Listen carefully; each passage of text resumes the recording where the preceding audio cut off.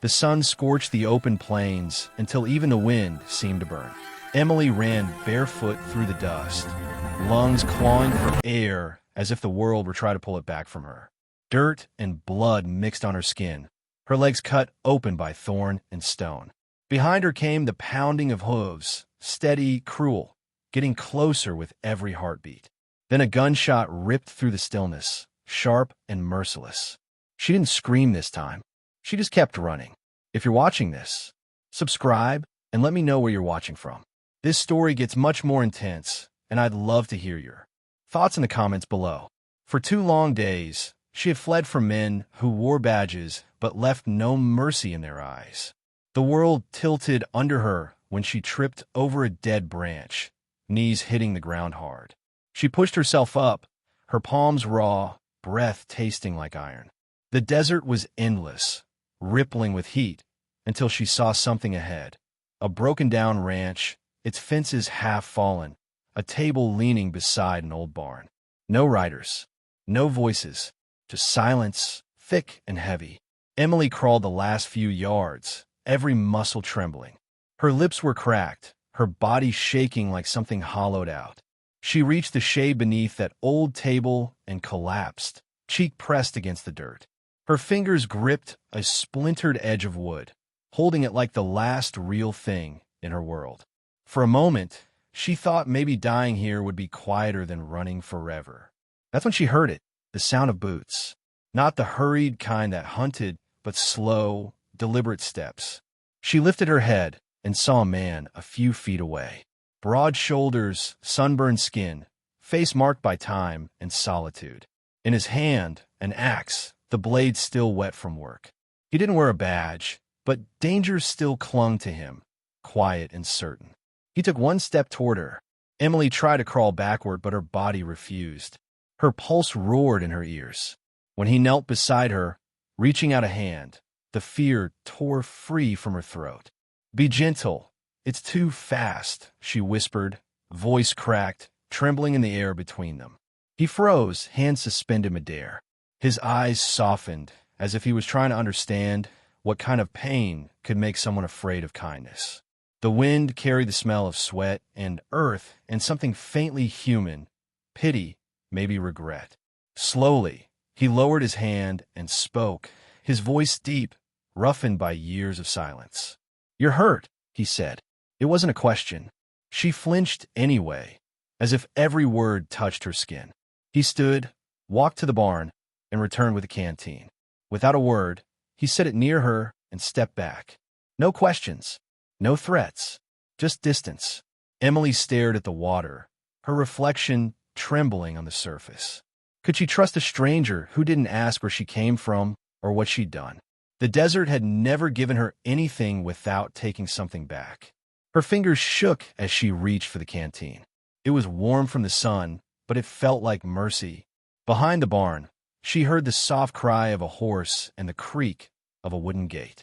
The man was still there, not approaching, just watching or maybe guarding. She didn't know which frightened her more. Her voice cracked again, faint and unsure. "Who are you? And why didn't you walk away when you saw me?" The man didn't answer.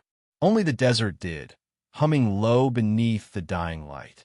When Emily opened her eyes again, the sun had softened into gold. The barn smelled of old wood and hay. For the first time in days, no one chased her. But peace felt strange, like a trap she didn't yet understand. She sat up, body aching from every inch. The canteen still lay by her side, half empty. He hadn't taken it back. She turned her head and saw him outside, fixing a rope near the fence. Every movement was calm, unhurried, like a man who'd stopped rushing years ago. When he noticed her watching, he gave a small nod. No smile, no threat, just a quiet acknowledgement that confused her more than fear ever did. Her stomach growled, loud enough to startle the horse nearby. She almost laughed, but it caught in her throat. He walked over to the barn, handed her a piece of bread and a tin cup. "Eat," he said simply. His voice was gravel, but not unkind. Emily hesitated, hands trembling as she took it. The bread was dry, but real, something made for the living. After a few bites, she whispered, eyes down, "You could have turned me in." He wiped his hands on his shirt. I could have, he said. Then, after a pause, but I didn't. Why, she asked. He looked at her for a long moment before answering. Because you didn't ask for help. You just needed a place to stop running. The words hung between them like the heat outside. Heavy, real, and somehow kind. She didn't know whether to cry or thank him, so she did neither. Instead, she just sat there, letting the silence fill the space that fear used to live in.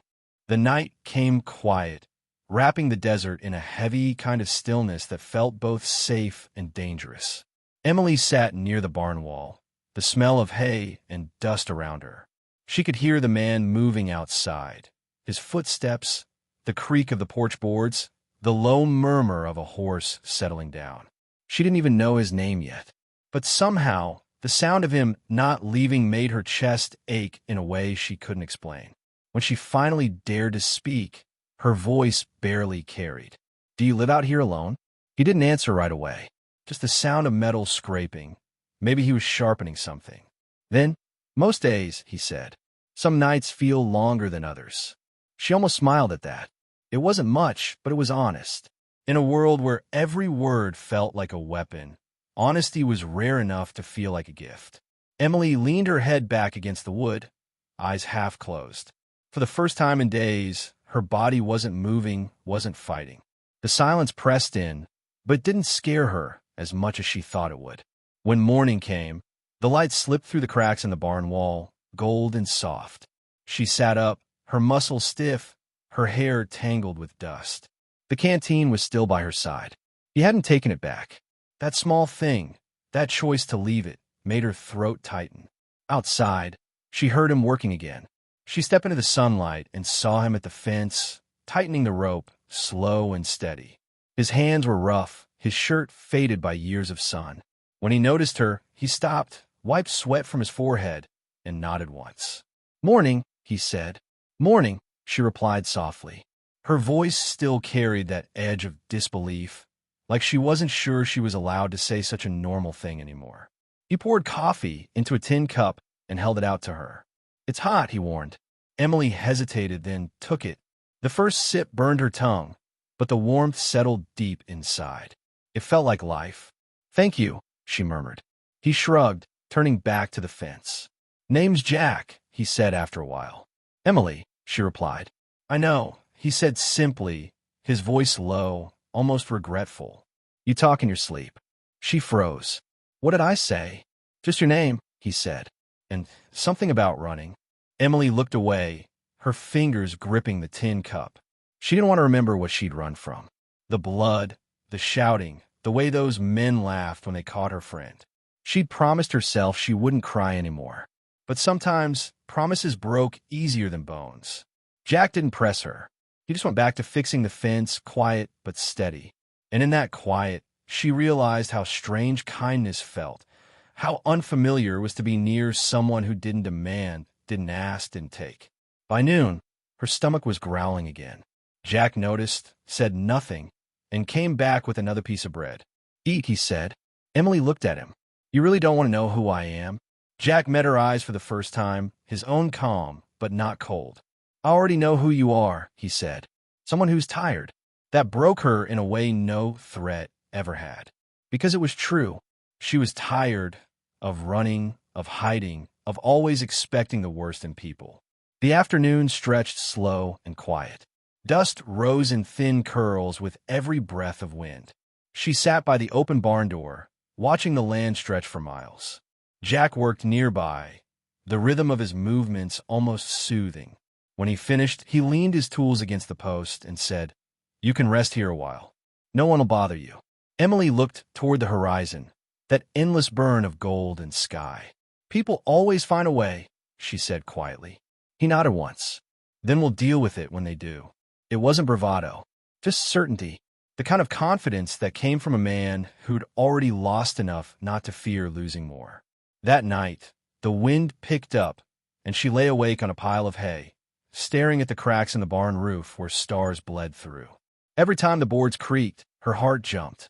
But Jack was there, sitting outside on the porch, keeping watch. Not because he had to, just because he did. For the first time in years, Emily slept without dreaming of boots behind her. When dawn broke again, she found him still sitting there, a half-empty mug beside him. The way the light hit his face made him look older, softer, almost human in a way she hadn't expected. She stepped outside and said, "You didn't sleep."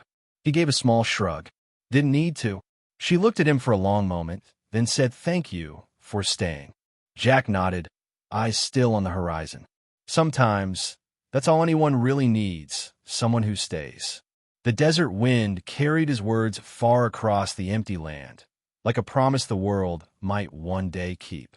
By the third morning, the air felt heavier, as if the desert itself had begun to listen. Emily stepped out of the barn, brushing straw from her hair. Jack was already by the corral, feeding his horse. The sun was low, still gentle, but it wouldn't stay that way for long. She could tell by the way the horizon shimmered. He handed her another tin cup of coffee, his fingers rough and warm against hers. "You sleep?" he asked. "A little," she said. "It's hard to let your guard down." Jack nodded like he understood. "Takes time." There was something in the way he said it that made her wonder what ghosts he carried. She wanted to ask, but didn't. People who lived out here didn't tell stories unless they had to. They worked quietly that morning, patching a fence that looked like it had survived more storms than either of them. Emily tried to help, though her hands were still raw. Jack watched her for a while before saying, "You don't have to prove anything. I'm just tired of feeling useless," she said. He gave a faint smile. "You're not useless. Just worn out." That almost made her laugh. It had been so long since someone spoke to her without an edge. But before she could answer, a sound cut through the air, the distant rhythm of horses. Not the kind of sound that belonged to peace. Jack's face changed. Not fear, exactly, but something that came from knowing what kind of people rode like that. He glanced toward the road, then back at her. "Stay near the barn," he said. A few minutes later, 3 men appeared near the fence line, dust kicking up behind their horses. They weren't soldiers, but they carried the same arrogance. Town men, the kind who thought cruelty made them interesting. One of them, a tall man with a sharp grin, spat in the dirt and called out, "Didn't know you were taking in strays now, Jack." Jack didn't move. "You're trespassing," he said flatly. The man smirked, his eyes sliding toward Emily. "Just curious. Heard there's a woman out here. Pretty one, too." Emily's stomach turned, but she held her ground. Jack didn't reach for his gun, but his stance shifted just enough to change the air between them. "You done?" he asked quietly. The man laughed. "Guess you like your company young and foreign." Jack's jaw tightened, his eyes cold. He didn't answer, didn't take the bait. After a moment, the men turned their horses, muttering something she couldn't hear, and rode off. But their laughter lingered long after the dust settled. Emily stared at the ground, fingers shaking around the edge of the fence post.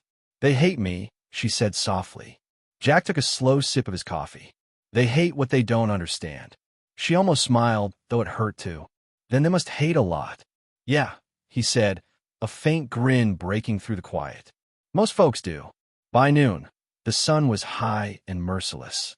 Jack worked in silence, while Emily helped where she could, though her mind kept circling back to those men. The way they looked at her. The way Jack didn't flinch. Then, later that day, another rider appeared. His horse clean, his boots cleaner. Sheriff Carter. His white hat gleamed too bright for a man who worked with dirt. He leaned on the porch rail, smiling that kind of smile people wear when they think they've already won. "Heard you got a guest, Jack," he said. "Pretty one, too." Jack didn't look up. "You hear too much, Carter." The sheriff's smile didn't fade. "You know she can't stay here. Law says any outsider needs to check in at the station." Jack straightened slowly, eyes meeting his. "Law also says a man's home is his own." The air thickened.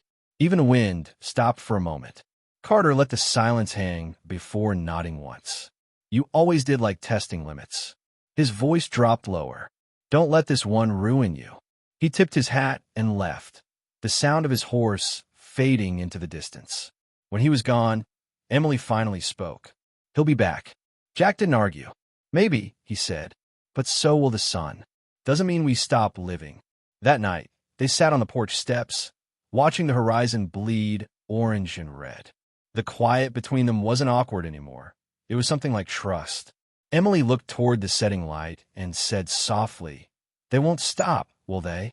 Jack's voice came gentle, almost like the wind itself. No, but neither will you. For the first time, she believed him. The night fell hard that evening, thick with the smell of dust and the promise of rain that would never come. The desert around the ranch felt too quiet, like it was waiting. Emily sat inside the barn under the faint glow of a lantern, trying to sew the sleeve of a shirt Jack had left near the haystack. Her fingers shook, more from exhaustion than fear, though fear was never far away.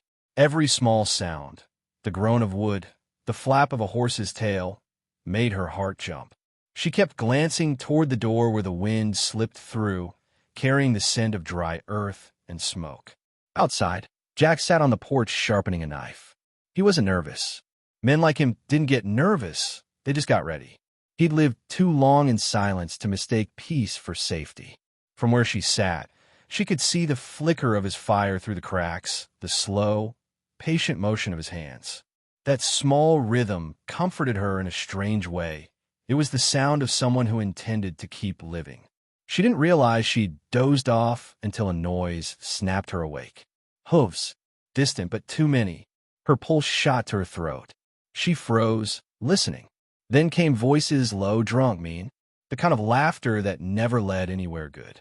She pushed to her feet, her body screaming in protest, and moved to the barn door. Jack was already standing, his knife glinting in the firelight. His posture told her everything. This wasn't a visit. 3 men emerged from the darkness, their outlines jagged against the moonlight. She recognized one of them, the same tall man who had spat near the fence earlier. "Well, look what the old man's hiding," he slurred. The smell of whiskey carried across the air. "Didn't think you'd keep her for yourself." "Get off my land," Jack said quietly. His voice didn't rise, but it carried something that made the men slow down anyway. The tall man smirked. "You don't own the girl, Jack. Folks in town are looking for her. There's money in bringing her back." Before Jack could answer, Emily stepped out of the barn holding the old rifle he'd hung by the door. Her hands trembled, but her eyes didn't. "I'm not for sale," she said, her voice low, cutting through the night like glass. The man laughed. "Sweetheart, you don't belong anywhere." He reached for her arm. What happened next was faster than breath. The rifle swung upward, and its wooden but cracked across his face with a dull, wet sound. Blood spilled from his nose, his laughter breaking into a curse. He stumbled back, and the others lunged forward. Jack was already moving. He caught the first one with a punch that sounded like bone meeting stone. The second swung at him, but Jack ducked, his shoulder slamming into the man's ribs. Pain shot through his own arm, but he didn't stop. He'd fought before. This was muscle memory, not choice. Emily screamed, fired a single shot into the sky. The sound exploded across the ranch, sending the horses into a panic. The gunshot echoed through the hills, bouncing back like thunder. The men froze for a second, glancing toward the road. They knew what that sound meant. Attention. Townsfolk would hear. They backed away, dragging their bleeding friend, shouting threats as they stumbled toward their horses. One of them spit blood into the dust and hissed, "You'll regret this." Then they were gone, swallowed by darkness. The silence afterward was deafening. Only the wind spoke. Jack stood still, chest heaving, a thin line of blood on his temple. The knife was gone, somewhere in the dirt. Emily's hands shook so hard she nearly dropped the rifle. "Jack," she whispered, rushing to him. "You're hurt." He leaned against the fence, breathing hard. "I've been worse." Tears stung her eyes before she could stop them. "Why did you fight for me?" He looked at her, really looked, and for the first time she saw something raw behind his calm. "Because I'm tired," he said softly. "Tired of watching good people get hurt for no damn reason." The words hit her harder than the gunshot. She swallowed, unable to speak. The night pressed close around them, full of dust and the fading smell of gunpowder. He touched his temple, looked at the blood on his fingers, and gave a dry laugh. "Guess I'm not as fast as I used to be." Emily tried to smile, but it broke into a sob. Without thinking, she stepped closer. "You didn't have to protect me." "Yeah," he said, voice low, "but I wanted to." They stood there for a long moment, breathing the same broken air. The fire behind him had burned low, throwing soft light across his face. For a man who seemed made of iron, he suddenly looked human. Tired, yes, but kind in a way that scared her more than a man ever had. A distant sound broke the stillness. Thunder, or maybe just the earth settling after too much pain. Emily didn't know. All she knew was that she felt something shift inside her. Trust, maybe, or the start of it. Jack bent down, picked up his fallen knife, and said, "We'll need to patch the fence in the morning. Can't have them thinking they scared us." Emily nodded, her throat tight. They didn't.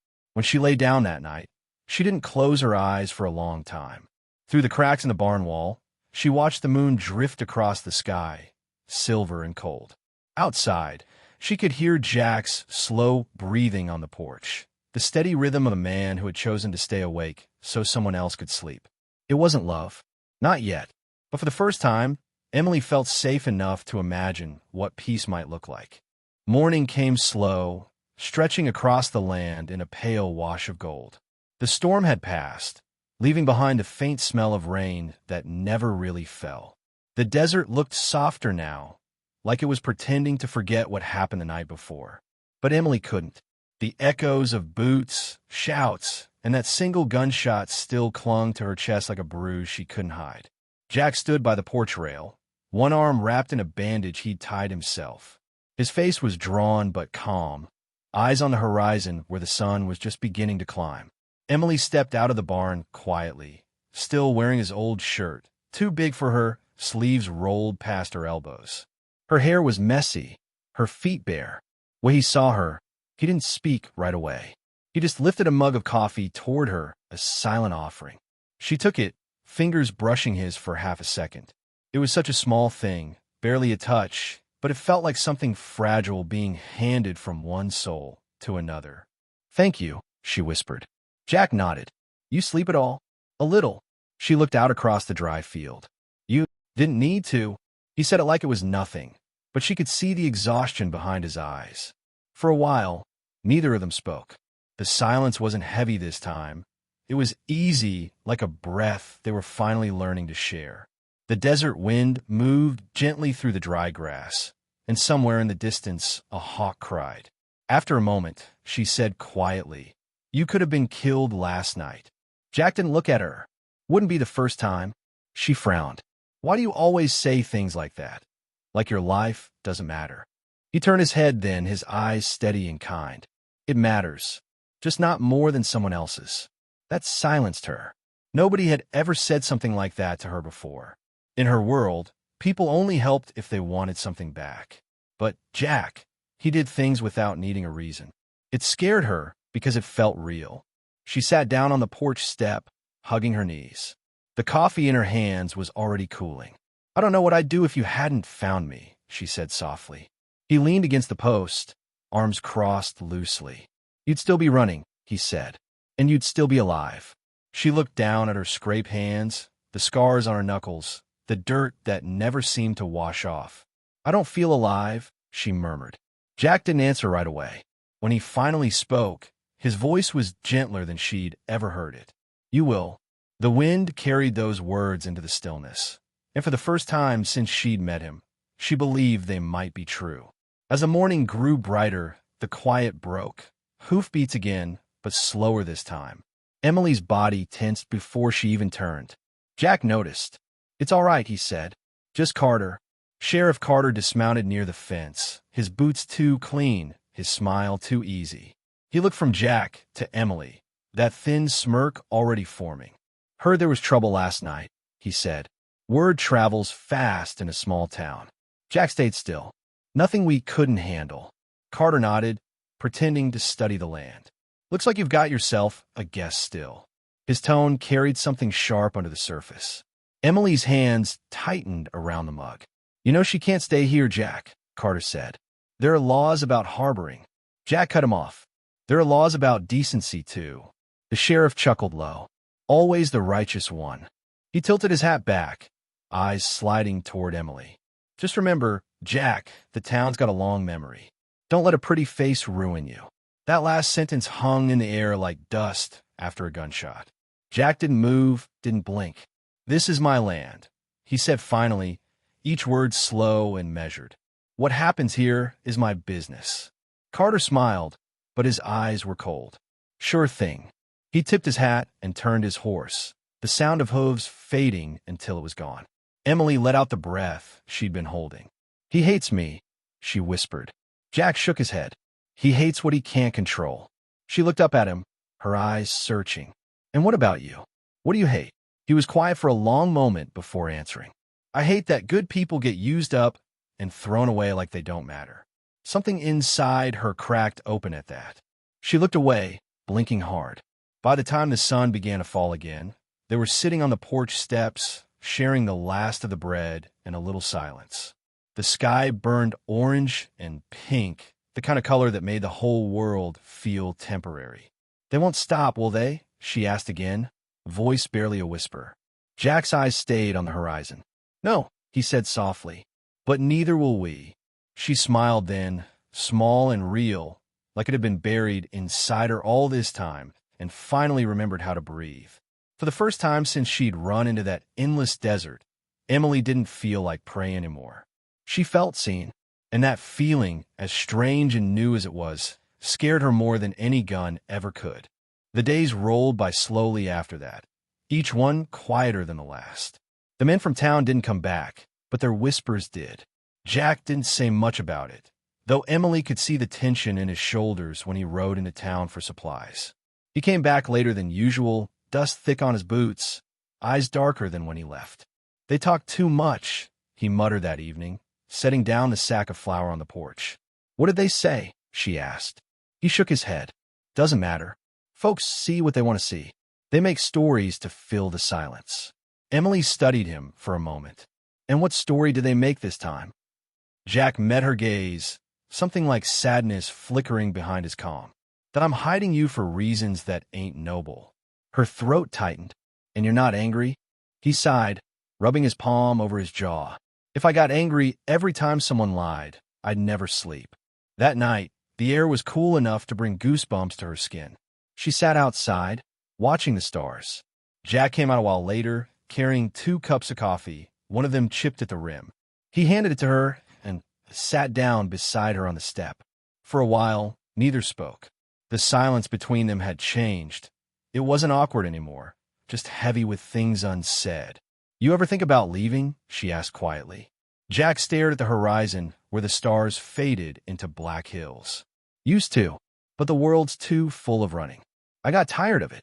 Emily turned the cup in her hands, her fingers tracing the cracks. I've been running my whole life, she said, and I don't even know what it's gotten me. He looked at her, his voice softer than she'd ever heard it. You're still here. That's something. She swallowed hard because it didn't feel like enough. Not yet. The next morning, Jack was up early, fixing the corral fence again. Emily joined him, handing him nails and holding the board steady. They worked quietly, the kind of teamwork that came from wordless understanding. The air was warm, the smell of dry wood and sun-soaked grass filling every breath. When they finished, Jack leaned on the hammer and looked at her with a faint smile. Not bad, he said. You're getting the hang of it. Maybe I'll build my own ranch someday, she teased. He chuckled. You'll need a better hammer than this one. She smiled back, but beneath it was something deeper, a warmth that scared her a little. By late afternoon, she wandered toward the field where the horses grazed. One of them, a brown mare with a white stripe down its face, nudged her hand. Emily stroked its neck gently. You trust too easily, she whispered. You don't even know me. Jack's voice came from behind her. Animals know more about people than people do. She turned, caught off guard, and saw him leaning against the fence. He wasn't smiling, but his eyes carried something softer than before. You really think that? She asked. I know it, he said. They don't listen to words. Just what's in you. Emily nodded slowly, her hand still resting on the mare. Then I guess I'm lucky she doesn't see what's broken. Jack stepped closer, not too close, just enough that she could feel his presence. She sees it, he said quietly. She just doesn't think it makes you less.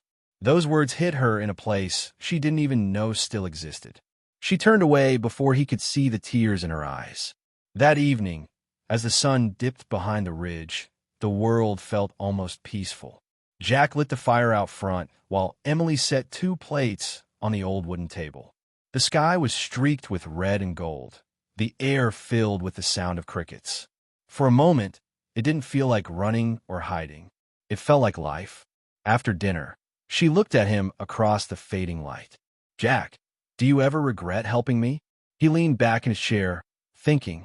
"Regret?" he said finally. "No, we don't get many chances to do something right in this world. When one comes along, you take it." Emily stared at him, her throat thick. "You saved me," she whispered. He shook his head slowly. "You saved yourself. I just gave you a place to stop bleeding." Her eyes filled, but she smiled through it. "You really believe that?" He met her gaze, steady and sure. "I do." They sat there as the light faded, two people who didn't need to speak to be understood. Somewhere beyond the fence, the wind carried the faint smell of rain again, a promise that maybe, just maybe, the world hadn't forgotten how to be kind. For the first time, Emily didn't think about the men who had chased her or the pain behind her. She thought about tomorrow and how maybe, for once, she wanted to stay. The days began to blend together after that, each one slower, quieter, softer than the last. The air no longer felt like it wanted to crush her. The nights weren't haunted by hoofbeats anymore, only by the low hum of crickets and the deep, steady rhythm of Jack breathing outside the barn. Emily started to learn the shape of peace, and it scared her more than she expected. Peace was fragile, and she didn't know how to hold it. Every morning, she woke before the sun, washing her face in the water trough, brushing her hair with an old comb she'd found in a drawer. Jack would already be up, making coffee, the smell drifting through the cool air like a small promise that today would be okay. She'd sit beside him on the porch steps, both of them quiet, sipping from tin cups. He never asked her about the past, and she never offered it. Some stories were better left unspoken. But sometimes in the quiet between breaths, she caught him watching her, like he was trying to memorize what calm looked like on someone who hadn't had it in years. One morning, she caught him staring and smiled shyly. "You ever stop thinking?" she asked. He looked away, smirking a little. "Not good at that." "You should try," she said softly. "It's nice for a minute. I'll take your word for it." The smallest things began to change between them. When she handed him tools, his fingers lingered for a heartbeat longer than before. When she laughed, a sound so rare she almost didn't recognize it, he stopped whatever he was doing just to listen. But even in peace, the world outside still turned cruel. When Jack went to town one afternoon, Emily stayed behind, hanging clothes on a line. The wind tugged at them playfully, sun warm on her skin. For a second, she let herself pretend she belonged here, like she'd always been part of this place. Then she saw the dust cloud on the horizon. One rider, then two. Her stomach dropped. By the time they reached the fence, she could tell they weren't here for talk. They weren't soldiers, but the way they sat their saddles said they'd learned how to hurt. One of them called out, "We're looking for a woman came through here. Heard she's been hiding out." Emily froze, her breath catching. Jack appeared behind them, calm as always, his rifle slung loosely across one shoulder. He must have seen them coming from down the road. "You're on private land," he said evenly. The man grinned. "Just to skin questions. Sheriff's got folks worried. You know how rumors spread." Jack didn't move. "Then keep him out of my dirt." The man's grin faltered. "You sure you want to protect her, Jack? Ain't worth the trouble." Jack's eyes flicked toward Emily, then back. "Let me worry about that." For a tense moment, no one moved. The wind pushed at the grass, the horses shifting restlessly. Then the riders turned, muttering something under their breath, and left the way they came.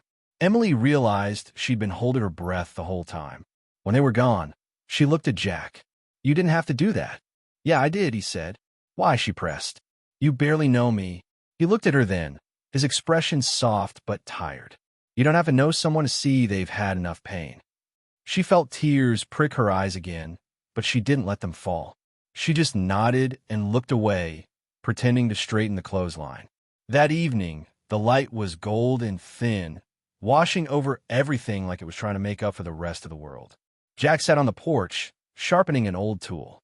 Emily brought him a plate of food, simple but warm. "Eat," she said. He looked up at her, smiling faintly. You bossing me now? Someone's got to keep you alive. He chuckled, took the plate, and started eating. The sound of his fork against the tin was strangely comforting. After a while, she sat beside him. The silence between them was gentle, full of things that didn't need words. She watched the sky fade from orange to purple, the first stars blinking through. "Jack," she said quietly. "Yeah. Do you ever get lonely?" He didn't answer right away. "Sometimes, but it's different now." "Because of me?" she asked, half teasing, half afraid. He looked at her, eyes soft in the fading light. "Yeah," he said simply. "Because of you." Emily looked down, smiling through the ache in her chest. "I don't know what to do with that," she whispered. He leaned back, arms resting on his knees. "You don't have to do anything. Just be here." And for a long time, she was. The moon rose bright over the ridge, and she thought about all the miles she'd run to end up in this place that didn't look like salvation, but somehow felt like it. Maybe peace wasn't a place you found. Maybe it was a person who stayed when everyone else walked away. She turned toward him then, her voice trembling just a little. "Thank you, Jack." He glanced at her, a small smile playing at his lips. "For what?" "For not letting me disappear." He didn't say anything after that. He didn't need to. His hand brushed hers for just a second, and the silence that followed said everything words couldn't. The last of summer drifted away quietly. The nights grew cooler, the sky clearer, the land softer in its colors. Time had a way of folding itself here, days blending until Emily could no longer tell where fear had ended and calm had begun. She moved slower now, not from exhaustion, but from finally feeling safe enough to. Every morning, she helped Jack with the chores. She'd laugh when the horses nipped at her sleeves, or when Jack pretended not to notice she'd dropped half the feed. In those moments, something in her heart began to heal. The woman who once ran barefoot through the desert no longer looked over her shoulder. She started to believe that maybe not everyone wanted to hurt her.